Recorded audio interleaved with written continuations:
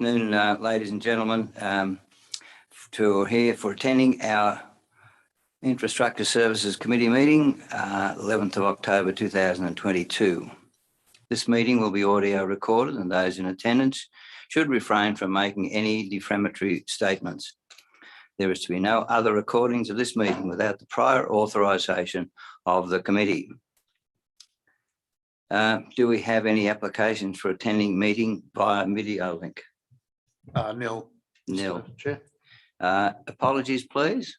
Nil received. Okay. Declarations of interest. Nothing's come in. Okay. Public participation.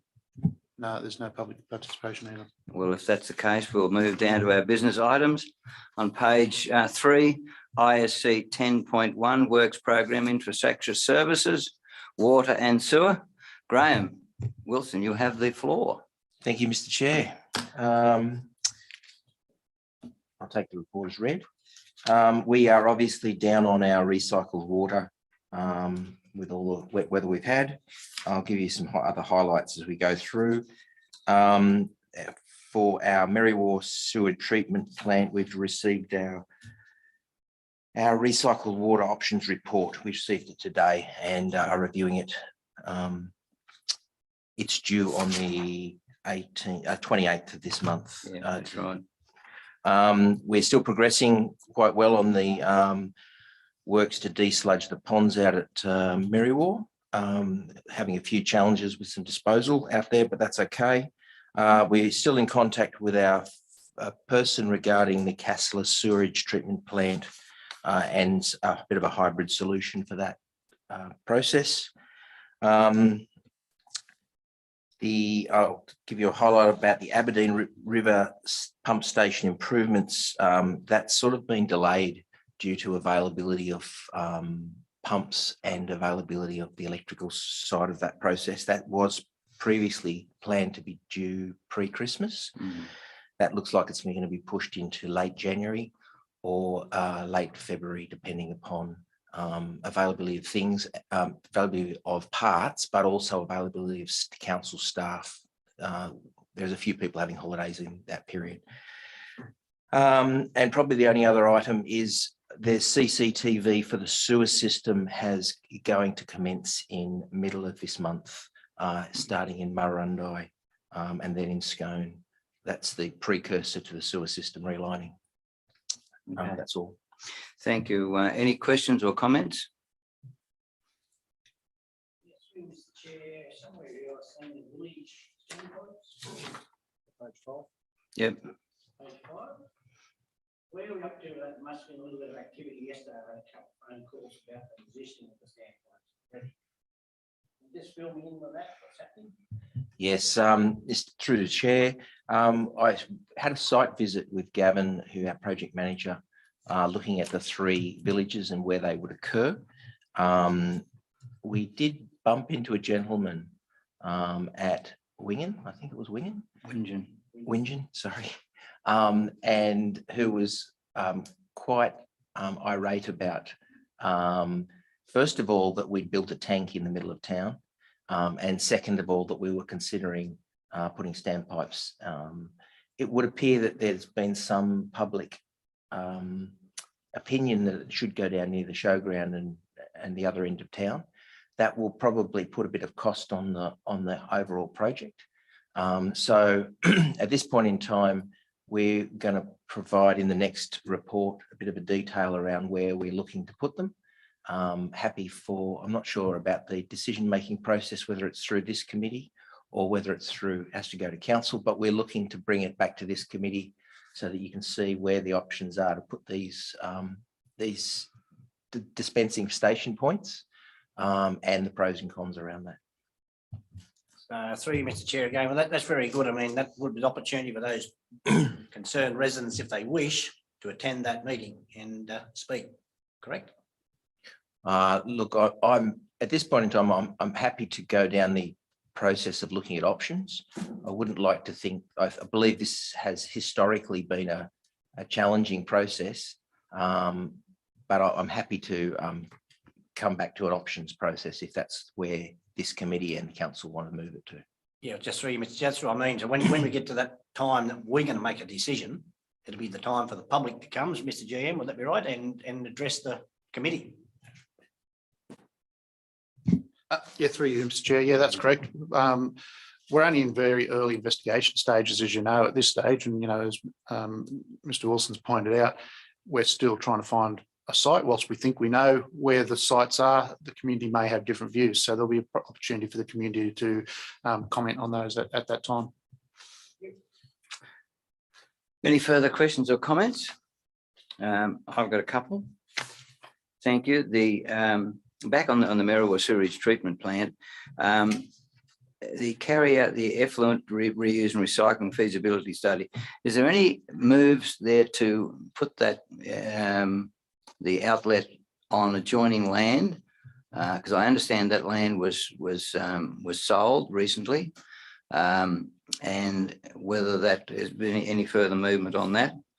The other thing is, of course, that point 2 over the page on page 4,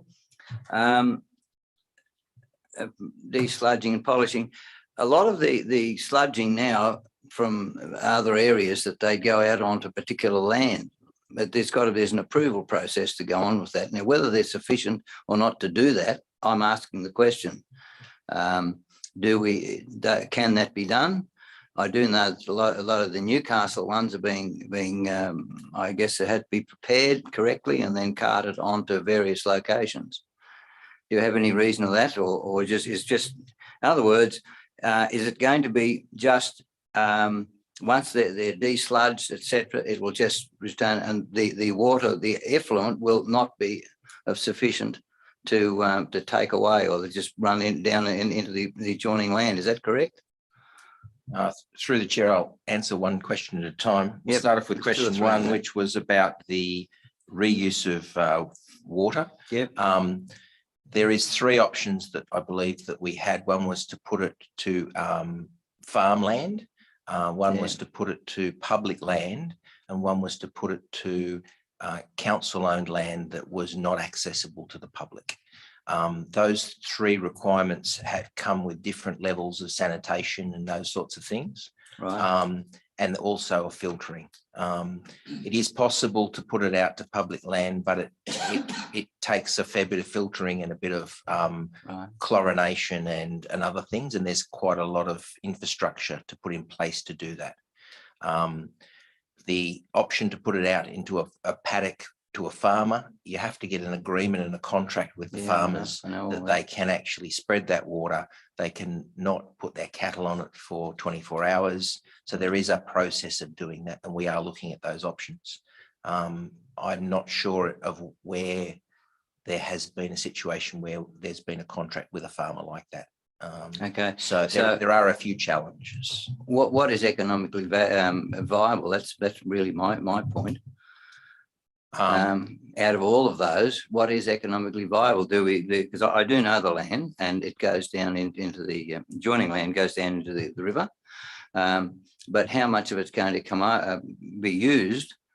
Because there's a hill on one side, so it's really on the flat. So that's the question I'm asking. What can be done economically? That's economically viable with that. I think that's the overriding thing. So through the chair, that's the purpose of this consultancy, okay. There's nothing to actually come up with that solution, and to explain why it's not viable or it is viable, and the legal reasons and the environmental reasons it needs to meet. 0.5 or something. Yeah, okay. All right. So turning over to point 2, the material coming out of the ponds has been tested. Yeah. That material has to meet 2 codes, two conditions. One is about its whether it meets a solid waste, and the other one, and contaminants, sorry, solid waste and contaminants, and the other one is about the pathogens that occur within the material. It's likely that we've tested it and shown that it will meet the contaminant requirements, that we can put it to make it solid waste and put it to the waste facilities. And we will need to dewater it to do that. We probably can't get that material in the short term to meet its pathogen requirements without going through a fairly long treatment process. We are looking at that and seeing how whether that's possible, and certainly in some places they've taken this material and put it on farms and those sorts of things. At the moment, we're talking to a contractor down in not Rutherford, Ravensworth, Yeah, that's right. I know about them. that takes this sort of material and processes it correctly. There is a fair bit of processing once we take it out of the dam before it can be just placed on a field. Yeah, look, thank you. I am aware of that too, and I know Yes. they're carted by Lynx, and that does, their trucks come up almost daily up to a particular farm. But I do know there's also quite a lengthy process that has to go through an agreement, and it's really the government EPA that decides whether it can go on a particular farm after it's tested. So yeah, and the other matter, of course, is how much will this be an ongoing thing, or not? It'll just be a one-off. The intention is that this is a 1 in a 15 or 20 year event. I see, right. There is a lot of material to come out of this. There's 4,000 ton. No, let me. I think it's in that order. But it certainly equates to a lot of truck movements, and there's a lot of de-watering to occur for that to occur. All right, look, thank you for that. Thank you anyway. It's probably something that'll be need to look at further on then down the line. Okay. Do we have any further questions or comments? If not, I'll ask for a mover and a seconder, please. Move it, Councillor Clout, second Councillor McPhee. All those in favour, please say aye. Those against, I think the ayes have it. Turn over to page 8, please. ISC 10.2. Sam Wooden is not here. Matt, would you like to take the floor? Mr. Chair, we're happy to take any questions on the works delivery program. It's in the report. Yeah, through you, Mr. Chair, the damage claim for the state government for the floods back in November. I see it's not approved yet. Through the chair, no, that's correct. We're still waiting on final approval. We're still sending information into Transport for New South Wales. So It through you, shouldn't be, Mr. it Chair. shouldn't be too far away. Okay, I'm going to say time to rattle our local members, because it's hard to explain to the ratepayers 12 months later, we're still waiting for approval. Thank you. Yes, the same question there regarding can temporary repairs be made? I refer mainly to the Redwall Road that is impassable. Those small sections I think we discussed earlier on the Glenroy Road, they've already gone in. But I believe it should be suggested it should be different for those that are impassable and those that are just bad. Two things that if you can't get cars through or just ordinary vehicles through. What can be done about those? Do you think we could perhaps do this? Mr. Do Chair, something about it? depending on the circumstances, but yes, we are undertaking some temporary works where required. And I'd also like to make mention too that the crossing on the the Forest Reserve Road, Top Boggy Gully, we had a good comment from the neighbour who thanked the Upper Hunter Shire Council for getting that as to be a crossing. It is not completely finished. However, those earthworks were very successful. There is more work to be done there, but it was a really good result at the end. So I'd just like that noted, please.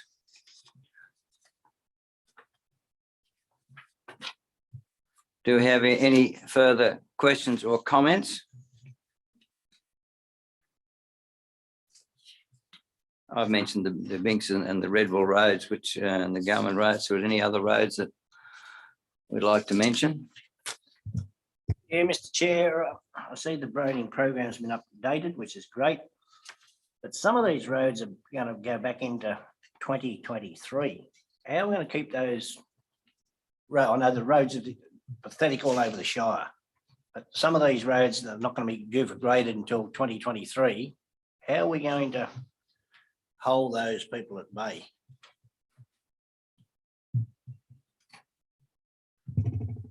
Thank you for the question. Happy days. Obviously, we're doing the best we can at the moment. The weather's certainly playing havoc, making life difficult for us, but we're certainly doing the best we can to try and meet the timeframes in the grading schedule. And obviously, it depends on the hierarchy of the road, so the classification of the road as to how often it's graded. But we, as I said, we're doing what we can to meet the program.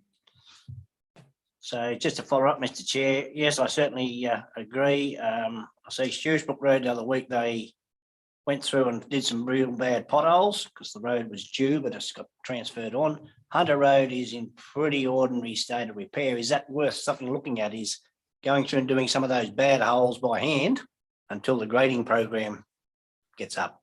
I'll leave that with you as the staff members.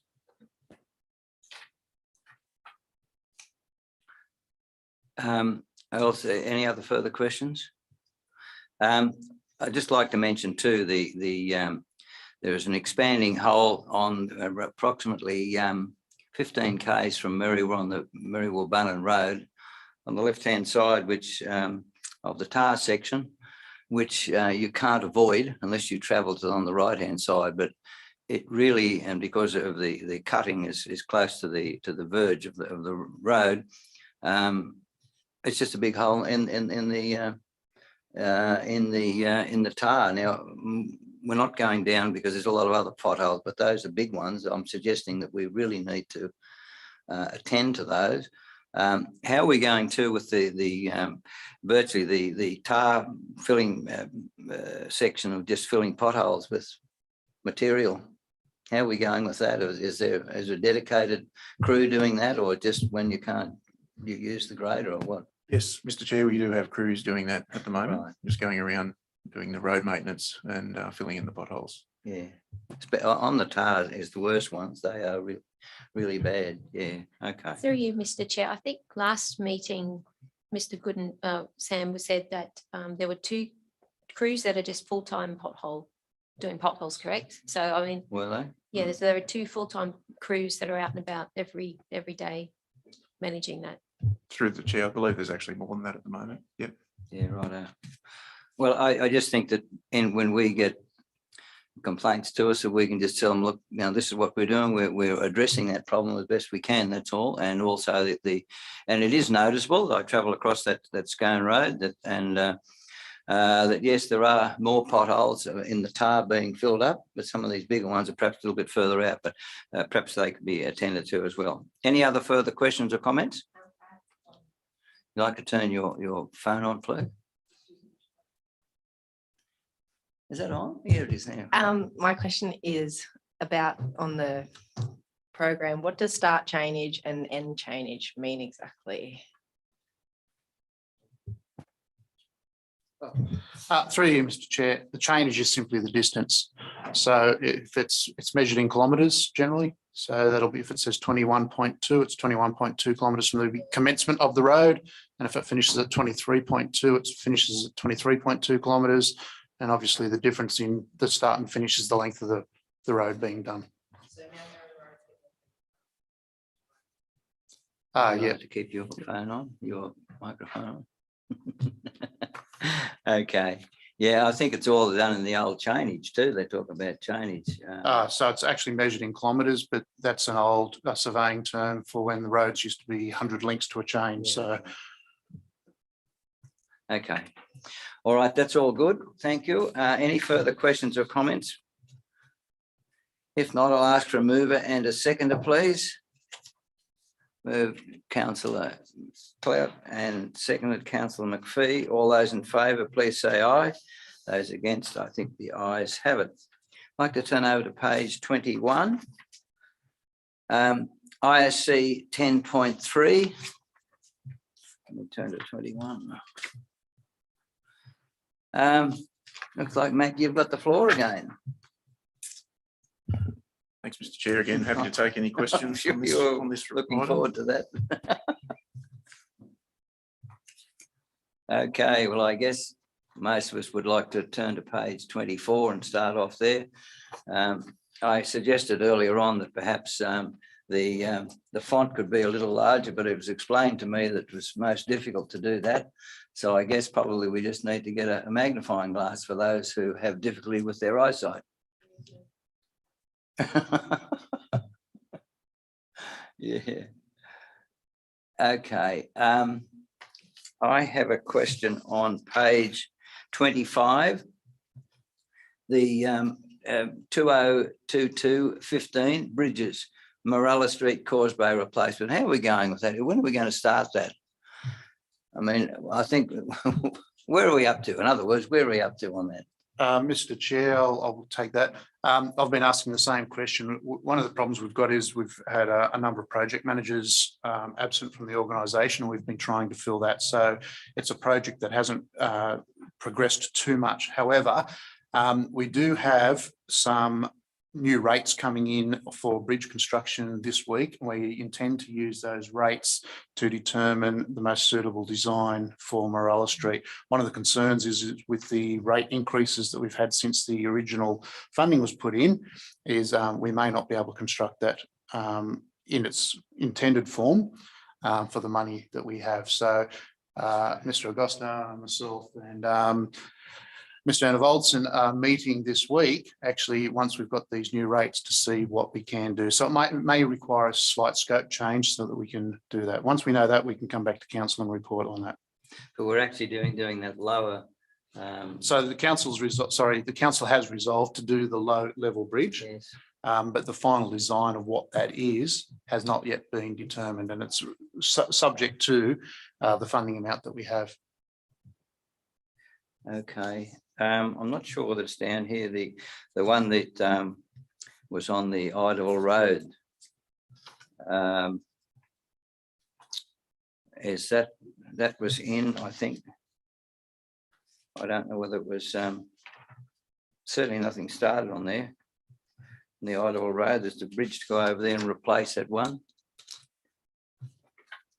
Where is it? Do you know anything about it, Mr. Director? I have to take that on notice, Mr. Chair. Yeah, okay. Yeah, it's a single lane bridge, and I've got an my understanding was it was going to be Bobby Alla Bridge, it is. Bobby Alla.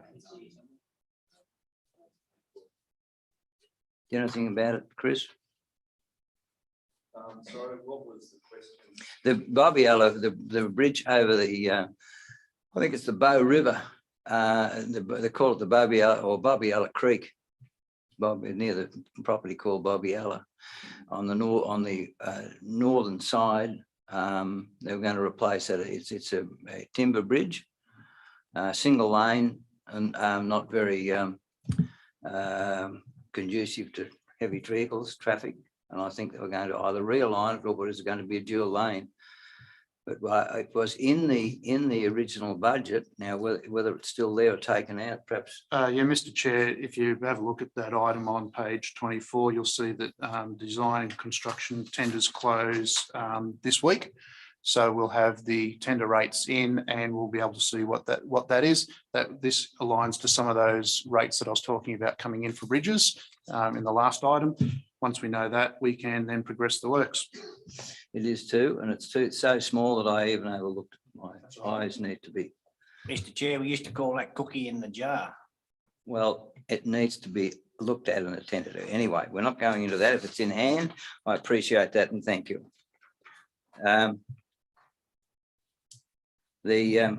On page 27, 2021-2 Mean Brook Road upgrade. How are we travelling with that?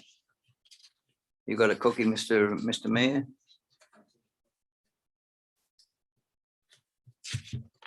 Through the chair, Moon and Brook Road upgrade. We have only just recently got alternate pricing, or updated pricing, I should say, from the lowest price tenderer, and we've also got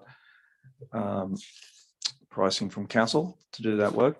That needs to be analysed, and I wish to sit down with the manager of strategic assets to go through that. Okay. Unfortunately, he's been away and I have to wait for him to come back for that before we can really progress that. All right, thank you. Anyway, it's in hand, which is a good report. Okay. Anybody else have any further questions or comments? Okay, could I have a mover and a seconder, please? Moved, Councillor Clout, seconded Councillor McPhee. All those in favour? Oh, it was the Mayor. I do apologise, Mr. Mayor. Well, we've got to make use of him. Would you like to second it, Mr. Mayor? Okay, thank you, Councillor McPhee. I can rest assured on your support. All those in favour, please say aye. Those against, I think the ayes have it. I'd like to turn over to page 29. ISC 10.4, good old Willow Tree Road, MR 358. Jeff's not here. It's going to be back to you, Mr. Matt. Christian. Mr. Money Mags. Yeah, really it's business as usual and no movement. Pending grant funding, we're really come to a grinding halt with this project, as everyone is aware. Look, thank you. And I would like you to turn to page 30. And the comments there regarding the lobbying of both state and federal members for funding, I'd really like that to be included, because I think that's something that was needed to be advertised, that the council has been very active and proactive in trying to obtain funds. I don't see that anybody there within that paragraph has been left out, and every one of those particular people have been lobbied in order to try and gain funding. And I just think that council has done an extremely good job, especially the general manager and the mayor, who travelled to Canberra and had an audience with the Honourable Catherine King, MP, Minister for Infrastructure, Transport, Regional Development and Local Government. And that is just as far as we can go. You have a good audience with them, but that still doesn't give us the money. But I suggest that council has done very good. And thank you very much for those two who travelled down there to do that. So any further questions or comments? Mr. Chair, just to follow up on that, we know that the budget's getting handed down this month, I believe. Do you think it's worth us giving Dan Rapicoli another call just to, I'm sure he's on board, but just. Through you, Mr. Chair, we spoke to Mr. Rapicoli after we came back from Canberra, just to update him on our discussions, and he's certainly aware of it. I haven't got a problem maybe doing a follow-up email to Mr. Rapicoli this week, noting that the budget's probably close to being finalised by now, but you know, we've still got probably a week or so before it actually gets handed down and made public. Just as a side issue, I had a conversation with a representative of the New South Wales farmers who had a Zoom meeting with all of the NFF, the New South Wales farmers, etc. And that particular person is the director on the New South Wales farmers, and he certainly was very vocal in supporting not only the MR 358 but other roads in the area and in the council areas. And so I said, it's really good that the New South Wales farmers is getting on board and supporting council in trying to obtain the funding. So I don't know how far any further we can go, but we're just hoping that perhaps the government would see fit to give us the funding for that road. Any further questions or comments? There being no further questions or comments, a mover and a seconder. Moved. I like that. The Mayor, Councillor Collison and Councillor Clout as seconded. All those in favour, please say aye. Those against, I think the ayes have it. Turn over now to page 34, ISC 10.5.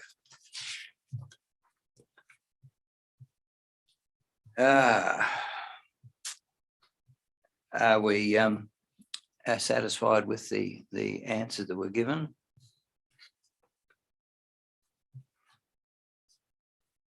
Councillor McPhee, are you happy with that? And Councillor Collison? Okay. Well, I have a move and a second for that, that's a recommendation for notation only. Councillor McPhee, thank you. Councillor Clout, seconded, Councillor McPhee. All those in favour, please say aye. As against, I think the ayes have it. Well, there we do. We have it at the end of our infrastructure meeting, and I will declare it closed at 1 p.m. 1 minute past